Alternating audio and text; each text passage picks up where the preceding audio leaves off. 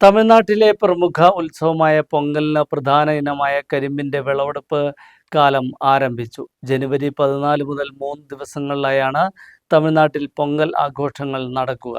തമിഴ്നാടിനൊപ്പം കേരളത്തിലെ തോട്ടം മേഖലയായ ദേവികുളം, പീരുമേട്, ഉടുമ്പൻചോല എന്നിവിടങ്ങളിലെ തമിഴ് വംശജർക്കിടയിലും പൊങ്കൽ ആഘോഷം നടക്കുന്നുണ്ട്. തമിഴ്നാട്ടിലെ പ്രധാന ഉത്സവമാണ് പൊങ്കൽ. പൊങ്കൽ ആഘോഷങ്ങളിൽ ഒഴിച്ചുകൂട്ടാനാവാത്ത പ്രധാന ഘടകമാണ് കരിമ്പ്. ജനുവരി 14 മുതൽ 3 ദിവസങ്ങളിലായി തൈപ്പൊങ്കൽ, മാട്ടുപൊങ്കൽ, മനപ്പൊങ്കൽ എന്നിങ്ങനെയാണ് ആഘോഷങ്ങൾ. പൊങ്കലിനെ വരവേൽക്കുന്നതിനായുള്ള കരിമ്പിന്റെ വിളവെടുപ്പ് കാലമാണ് തമിഴ്നാട്ടിലെ വിവിധ പ്രദേശങ്ങളിൽ ആരംഭിച്ചിരിക്കുന്നത്. തമിഴ്നാടിനൊപ്പം കേരളത്തിലെ തോട്ടം മേഖലയായ ദേവികുളം, പീരുമേട്, ഉടുമ്പൻചോല എന്നിവിടങ്ങളിലെ തമിഴ് വംശജർക്കിടയിലും പൊങ്കലാഘോഷം നടക്കുന്നുണ്ട്.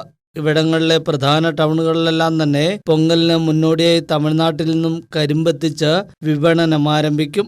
പൊങ്കൽ ആഘോഷങ്ങൾക്ക് മുമ്പ് തന്നെ തമിഴ്നാട്ടിലെ ദേശീയപാതയോരങ്ങളിൽ ഇതിനോടകം തന്നെ കരിമ്പ് വിപണി ആരംഭിച്ചു കഴിഞ്ഞു. പൊങ്കൽ ആഘോഷത്തിലെ പ്രധാന വിഭവമായ പായസം രീതിയിലുള്ള പൊങ്കലിലാണ് പ്രധാനമായും കരിമ്പ് ഉപയോഗിക്കുന്നത്.